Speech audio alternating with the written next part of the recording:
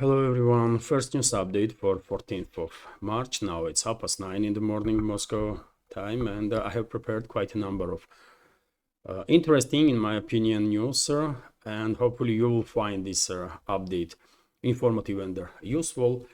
And before I start, let me make a little announcement. Later on today at 6 o'clock in the evening, I will start a live stream and on YouTube, and we can discuss, or we can share opinion and discuss major topics in a real time. I hope members of our community will manage to join the conversation. I will let you know about beginning of the stream some 10-15 minutes before it starts through notice on community page on YouTube and Telegram and Twitter X page. And so obviously I will share additional information during that stream that Russian media will report during the day. And now let's begin with this update, first news update. And first of all, this report from TASS news agency that Kyiv regime's 4 drones were intercepted on their way to Moscow, Russian capital. This was reported by Mayor of Moscow, Sergei Sobyanin. And he also stated that emergency services were deployed in the areas where fragments of these drones fell down. As a result of destruction of these drones, there were explosions, and in certain areas in Moscow region and Moscow itself, some buildings were damaged, windows were shattered, and potentially maybe some civilians were injured as a result of it. At this point, there are no reports about injuries, but information may be updated on that. One may argue that this was a response of Kyiv regime. This drone attack on Moscow was a response of Kyiv regime and its NATO backers on yesterday's statements of Russian President Vladimir Putin on the topic of 30-day ceasefire, when basically he agreed on this ceasefire. Although he also stressed that there are some nuances, and now there are huge debate on internet and in MSM, in alternative media. Was Russian president's answer was yes, or this answer was no? And me personally, I think it could be both. If Western ruling class and their puppets in the government of collective West were serious about the escalation and ending this proxy war that they are waging against Russia, in that case, Russian president's answer was yes. Russia is all for the escalation, all for final resolution of this conflict, and if this 30-day ceasefire will lead to that, great. But if Western ruling class and their puppets are conducting some deception operation, and they want or they were planning to achieve this ceasefire and then to use this pause as an opportunity to rearm, reinforce, reorganize their proxy in the Kyiv regime and its forces, and then start again. In that case, answer of Russian president is clearly no, because as I said, he mentioned certain nuances, certain concerns that Russia has, and these concerns have to be addressed. And if Western ruling class is serious about ending this proxy war, well, ball is on their side now, and let them answer. But anyways, even though I reported about statements of Russian president in yesterday's second update on my Patreon, still, I think it will be useful to go through at least some of the statements that Russian president made. RT reported on that, as many other media outlets. And so let's read what is here. Russian President Vladimir Putin has expressed support for a potential 30-day ceasefire in Ukraine conflict, but has raised the concerns regarding how such a truce be implemented. Speaking on Thursday, Putin warned of potential loopholes and strategic disadvantages. We also want guarantees, Putin said, that during this 30-day ceasefire, Ukraine will not conduct mobilization, will not train soldiers, and will not receive weapons. Putin said during a press briefing with their Belarusian counterpart Alexander Lukashenko in Moscow. The president pointed out that Russian troops are advancing along nearly 2,000-kilometer front line, and halting military actions could disrupt ongoing operations. Ukrainian forces could use a ceasefire period to regroup, receive more weapons, and train fresh recruits. He warned. These 30 days, how will they be used? To continue forced mobilization in Ukraine, to receive more arms supplies, to train newly mobilized units, or will none of this happen? Putin asked. Enforcing a ceasefire over such a vast battlefield would be difficult, he also added. Violations could be easily disputed, leading to a blame game between both sides. Systems of control and verification to monitor a ceasefire are not in place but should be agreed. Putin also mentioned that Ukrainian troops who invaded the Russia's Kursk region in August 2024 are now cut off. What is to be done with them in the event of truth is unclear, he noted. Are we supposed to let them out after they committed mass war crimes against civilians? Will the Ukrainian leadership tell them to lay down their arms and just surrender? Putin said or asked her. These are all legit questions, isn't it? And it's not just the Kursk salient area where Kyiv regime's forces are in a partial or complete encirclement.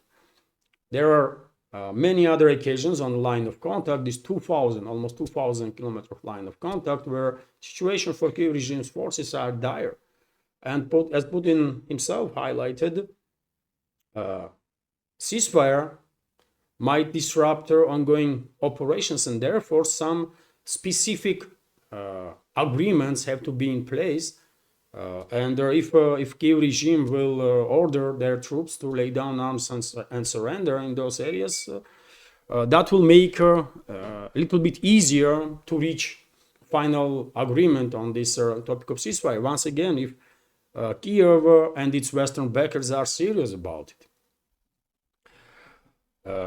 As of Wednesday, as I reported previously, Moscow's forces, Russian forces, have regained control of 86% of their territory that was occupied by Ukrainian forces in August 2024, according to their head of Russian General Staff, General Valery Gerasimov.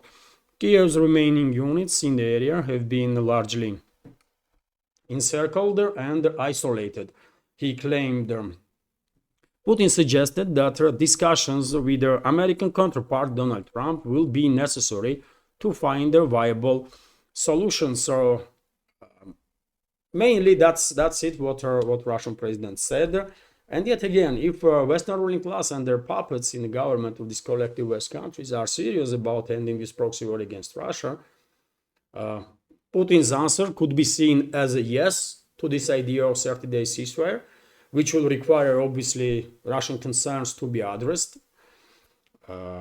If Western ruling class was trying to play some deception here against us, then they would not answer none of the Russian concerns, and therefore, in that case, Russian answer automatically becomes no, because Moscow will not allow Western ruling class to create this sort of traps, right? That Minsk 1, Minsk 2 was, according to leadership of West itself, when they openly said that they were actually lying to Russians and they never intended to follow through these agreements, right? Minsk 1, Minsk 2, and there will be no Minsk 3, by the way. There will be no Minsk 3. Russia will not allow this to happen. And well, me personally, I'm satisfied with the Russian position. This is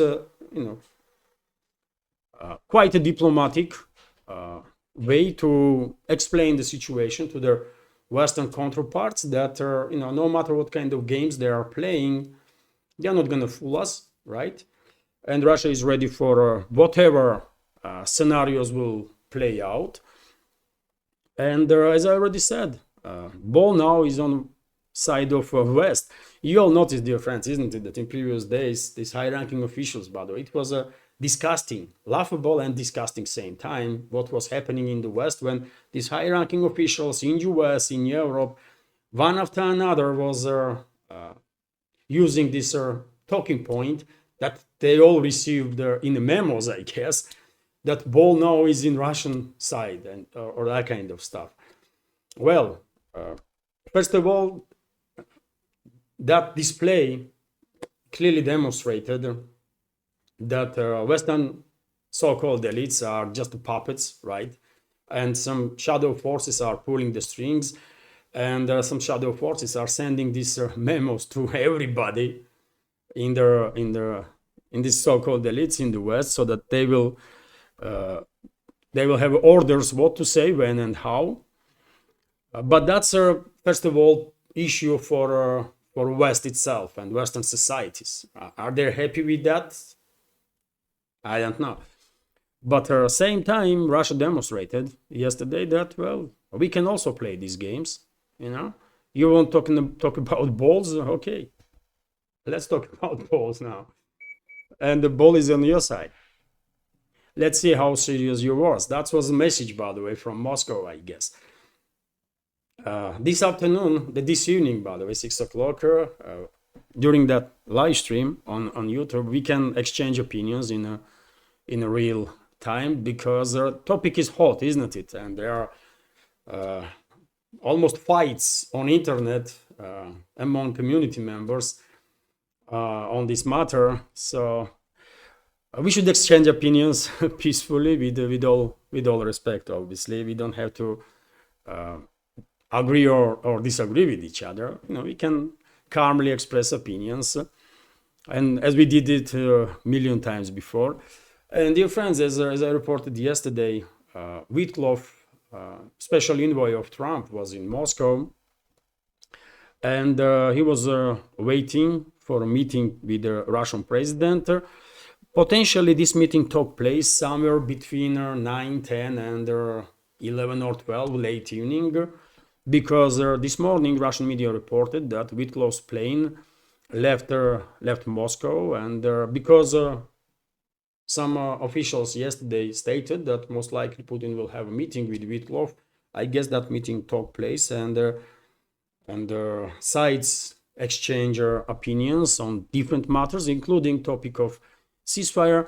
Probably press spokesman of the Russian president, Dmitry Peskov, will be asked about this today, and we will receive some more details, because right now we cannot even be sure that this meeting even take place between Putin and Whitkoff, because no statements were made, at least before I start recording these updates by Russian officials on this matter, and no press releases were published.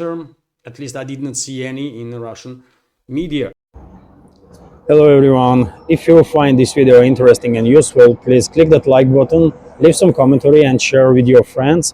If you like my work and want to support this project, you can do it through several means. All the links are on this video in the description box and in the pinned comment, including links to my Patreon and Boosty pages, where you can have access to full shows in case you are interested. Thank you.